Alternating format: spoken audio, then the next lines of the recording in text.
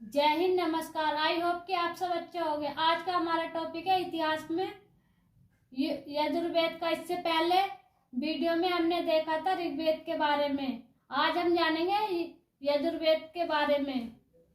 यह बहुत ही important topic है परीक्षा की दृष्टि से। तो चलिए शुरू करते हैं। जैसा हमारा यजुर्वेद का अर्थ है यज्ञ करना। मतलब यजुर्वेद का अर्थ क्या होता है?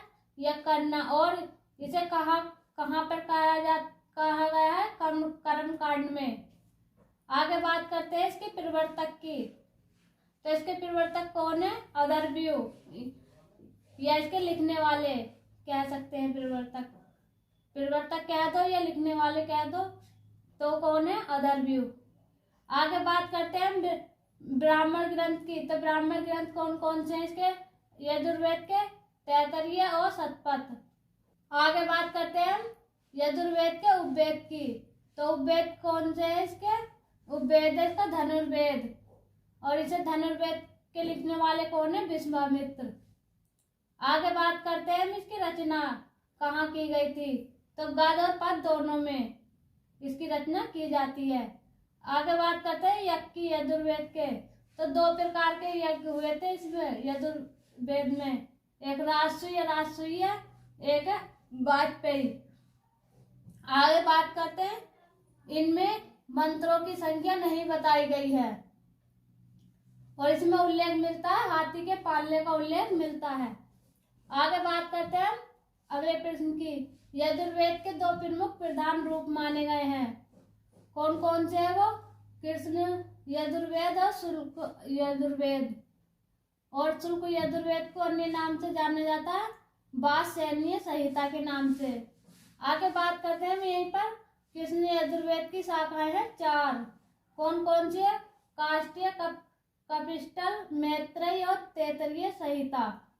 अब बात करते हैं कि हम यहाँ से प्रश्न कैसे पूछे जाते हैं। तो हमारे प्रश्न बनते हैं कि यजुर्वेद का अर्थ क्या होता है। तो हम कह सकते हैं यजुर्वेद का अर्थ है यज्ञ। आगे प्रश्न बनता है हमारा यजुर्वेद के प्रवर्तक कौन है। तो कौन है? अदरव्यू। अगले प्रश्न की बात करते हैं तो पूछ लिया जाता है कि यजुर्वेद के उपवेद कौन सा है। तो उपवेद कौन सा है इसका? धनुर्वेद। और इसके लिखने वाले भी पूछ लिए जाते हैं। तो किसने लिखा था इसे? विश्वामित्र ने। आगे बात करते हैं, पूछ लिया जाता है कि यजुर्वेद की रचना कहाँ की गई थी, किसमें की गई थी। तो किसमें की गई थी? गद्य और पद्य दोनों में। और आगे बात करते हैं, अगला प्रश्न हमारा यह बनेगा कि यजुर्वेद की दो प्रमुख शाखाएं हैं तो कौन कौन सी हैं वो। और कृष्ण यजुर्वेद के कितनी शाखाएं हैं यह भी पूछ लिया जाता है। तो कितनी है? 4। और आगे देखते हैं, आगे बात करते हैं हम सामवेद की। सामवेद का अर्थ है ज्ञान और संगीत से संबंधित है। आगे देखते हैं संगीत के स्वरों की संख्या कितनी है? 7। आगे बात करते हैं संगीत स्वर हैं कौन कौन से। तो कौन कौन से हैं? सा, रा, गा, मा, पा, धा, नी, ये हैं। आगे बात करते हैं सामवेद के ज्ञानी या प्रवर्तक कौन है। तो उद्गाता। आगे देखते हैं उपवेद कौन से हैं सामवेद के? गंधर्व वेद। लिखा किसने था इसे? नारद ने। ये ज्ञानी कौन है इसके? नारद। आगे बात करते हैं ब्राह्मण ग्रंथ की। तो ब्राह्मण ग्रंथ कौन सा है सामवेद का? पंचविंश। आगे बात करते हैं सामवेद में मंत्रों की संख्या कितनी है? 1875। आगे बात करते हैं सामवेद की शाखाएं हैं 3। कौन कौन सी है? कमोथनी, राणायनी, जमयनी। आगे बात करते हैं प्रमुख उपनिषद कौन से हैं? केन और छंदोग्य। अब बात कर लेते हैं कि हम प्रश्न क्या पूछे जाते हैं इससे, इस वाले टॉपिक से। तो हमारा प्रश्न बनता है पहले कि सामवेद का अर्थ क्या है। तो क्या है? गान, संगीत से संबंधित है। आगे बात कर लेते हैं, कभी प्रश्न पूछ लिया जाता है संगीत के स्वरों की संख्या कितनी है? 7। और यहाँ से एक प्रश्न बहुत ही मोस्ट है जो पूछा जाता है कि सामवेद के ज्ञानी कौन है या प्रवर्तक कौन है? उद्गाता। और इसके उपवेद भी पूछ लिए जाते हैं। तो कौन सा है? गंधर्व। और ब्राह्मण ग्रंथ कौन सा? पंचविंश। बात करते हैं अथर्ववेद की। अथर्ववेद का नामकरण किसने किया था? अथर्व ऋषि के नाम पर किया गया था। अब बात करते हैं इसके ज्ञानी कौन थे? ब्रह्मा। आगे बात करते हैं इसके ब्राह्मण ग्रंथ की, तो कौन सा था? गौपद। अब यहीं पर बात करते हैं इसके उपवेद की। उपवेद कौन सा था? शिल्पवेद। और इसके ज्ञानी कौन थे? ये लिखा किसने था? इसे विश्वकर्मा ने। आगे बात करते हैं अथर्ववेद के अध्याय। तो इसमें कितने अध्याय थे? 20। अब देखते हैं अथर्ववेद के सूक्त कितने थे? 731। आगे बात करते हैं मंत्र की। मंत्र कितने हैं? 6000। आगे बात करते हैं अथर्ववेद को वंशीकरण भी कहा जाता है। वंशीकरण का यह जादू टोने भूत प्रेत का वेद कहा जाता है। तो वंशीकरण में क्या था? जादू टोना, भूत प्रेत, औषधियों का उल्लेख। आगे बात करते हैं अथर्ववेद में राजा परीक्षित का भी उल्लेख मिलता है। और देखते हैं काशी शब्द का उल्लेख भी अथर्ववेद में ही मिलता है। आगे बात करते हैं प्रजापति की 2 पुत्रियां अथर्ववेद में ही बताई गई हैं। कौन कौन सी थी? सभा व समिति। आगे बात करते हैं प्रमुख उपनिषद कौन से थे इसके? अथर्ववेद के 3, मांडुक्य उपनिषद, प्रश्नोपनिषद और मंडुक्य उपनिषद।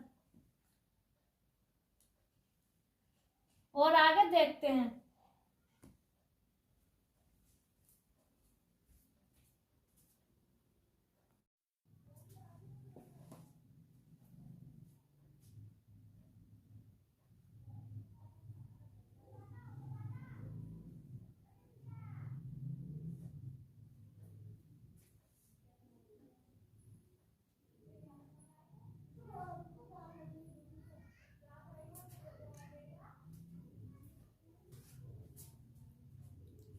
आगे जानेंगे हम कि प्राचीन काल में किसको क्या कहा गया था। तो देखिए शुरू करते हैं। यह आधुनिक नाम, यह प्राचीन नाम।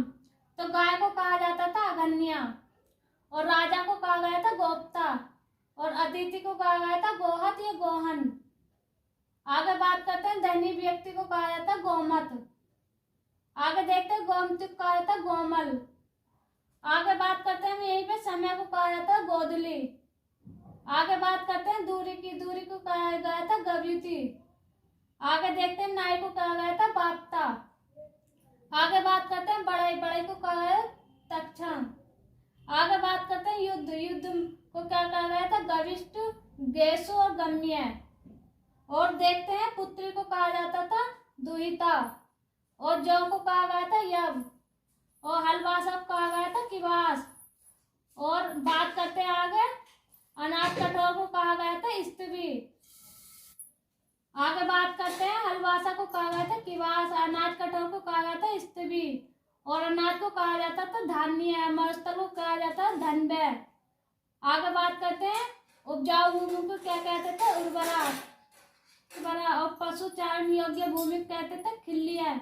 बड़ी नहर को कहते थे कुल्लिया। हल से बनी नालियों को कहते थे सीता, और हल के लिए कहते थे लांगल, और गोबर की खाद को कहते थे करीस। अगर वीडियो अच्छा लगा तो वीडियो को लाइक करें, शेयर करें।